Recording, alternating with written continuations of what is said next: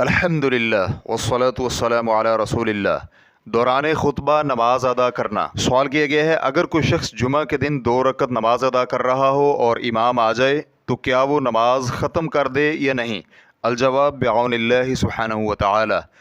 واللہ عالم، مجھے تو ظاہر یہی ہوتا ہے کہ اگر آپ 1 رکعت ادا کر چکے ہوں تو آپ تخفیف کرتے ہوئے نماز کو مکمل کریں، کیونکہ ابو ہریرہ رضی اللہ عنہ کی حدیث ہے کہ نبی علیہ الصلوۃ والسلام نے فرمایا، جس نے نماز کی 1 رکعت پا لی تو اس نے نماز کو پا لیا، متفق علیہ۔